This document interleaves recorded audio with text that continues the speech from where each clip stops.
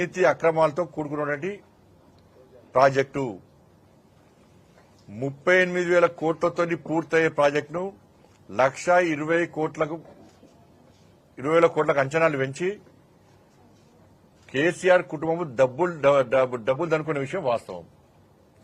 కానీ అలా రేవంత్ రెడ్డి సర్కార్ ఏం చేస్తున్నది? అరే ఇక కాళేశ్వరం ప్రాజెక్టులో పనిచేసిన అధికారులు 100 కోట్లు సంపాదించుకున్నారు.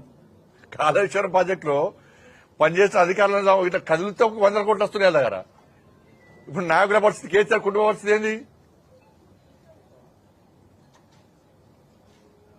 కానీ అందరు అధికారులు తప్పు కాదు. నేను మళ్ళీ రేవంత్ రెడ్డి గారి సర్కార్కి విజ్ఞప్తి చేస్తున్నా, కాంగ్రెస్ పార్టీ ప్రభుత్వానికి, మీరు దయచేసి అధికారులకే పరిమితం చేయకండి అవినీతి. ఒక ఇద్దరు ముందు అధికారం చర్యలు తీసుకుంటాం, అధికారులందరికీ మెమోలు ఇస్తాం, అధికారులందరినీ బదిలీ చేస్తామని కాదు.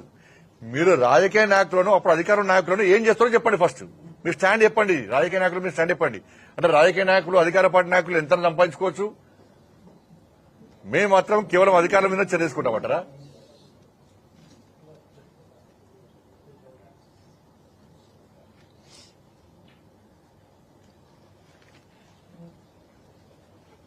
తుమ్మిడిహట్టి దగ్గర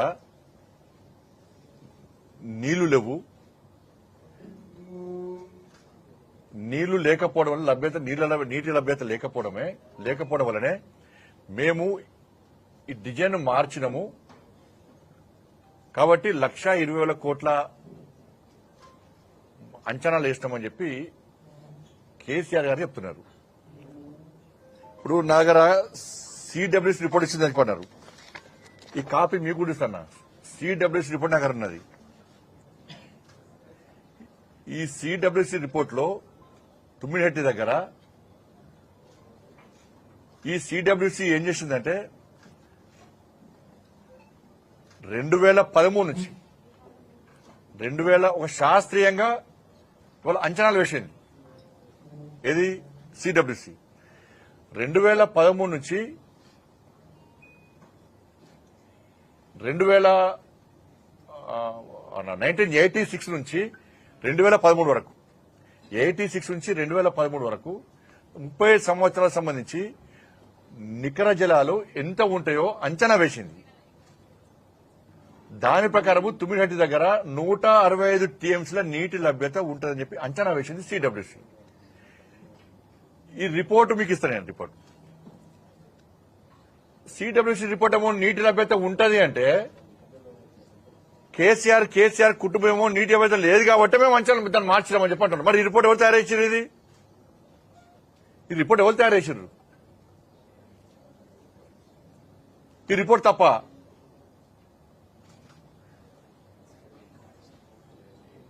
సిడబ్ల్యూసీ రిపోర్ట్ పక్కా ఉంది. ఇది మీకు కూడా ఇస్తా. ఇదే రిపోర్ట్ ప్రకారము ఆ రోజు ప్రాజెక్టు తయారు చేస్తే ఇలా 38,000 కోట్లతో ప్రాజెక్ట్ అయిపోతుండే.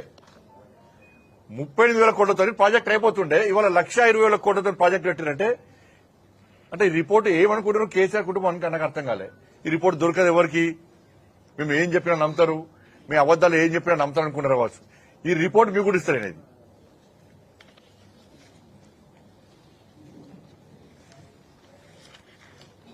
దాంతోపాటు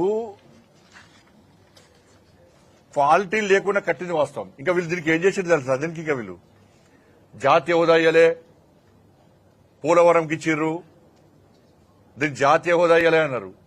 జాతీయ హోదా ఇయ్యరాదు, ఇచ్చే అవకాశం లేకుండే. నిజంగా గిట్లా జాతీయ హోదా ఇస్తే ఇలా బీజేపీ పార్టీ పరిస్థితి ఏంది? ప్రభుత్వ పరిస్థితి ఏంది? అలా దేశం మొత్తం ఏమందరు? దేశం మొత్తం అరే కేంద్ర ప్రభుత్వం జాతీయ హోదా ఇచ్చిన ప్రాజెక్టు మొత్తం గులిపికిందంటారు. ఇజ్జత్ పోతుండే ఇలా తెలంగాణ పరువు ఏమైతుండే? మంట కలుస్తుండే.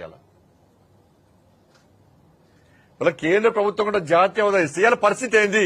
సిగ్గు లేకుండా మళ్ళీ ఇంకా అడుగుతున్నారు జాతీయ హోదా ఇవ్వాలి. మళ్ళీ కూలిపోయిన ప్రాజెక్టు ఇంకా జాతీయ హోదా ఇవ్వాలని మళ్ళీ అడుగుతున్నారు. ఇంకా మొన్న అడిగిరు మళ్ళా అలా కూలిపోతున్నది. ఇలా జాతీయ హోదా ఇస్తే పరిస్థితి ఏంది? వాళ్ళ ఇయ్యరాదు, ఇచ్చే అవకాశం లేకుండా ఇస్తే పరిస్థితి ఏంది? వాళ్ళ తెలంగాణ పరువు ఏమైతుండే? అలా మంట కలుస్తుండే. ఎన్డీఎస్ఏ రిపోర్ట్ ఇచ్చింది.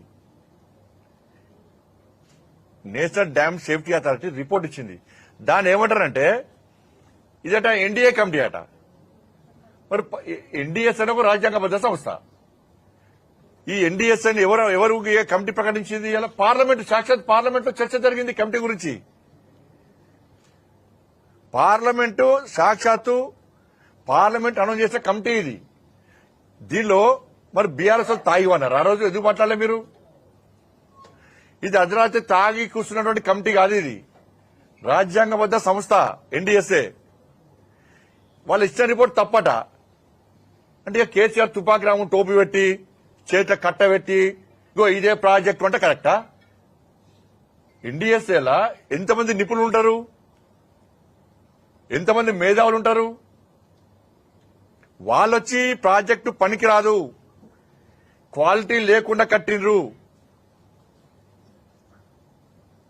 అని చెప్పి వాళ్ళు చెప్తే ఇది ఎన్డీఏ నివేదికనట.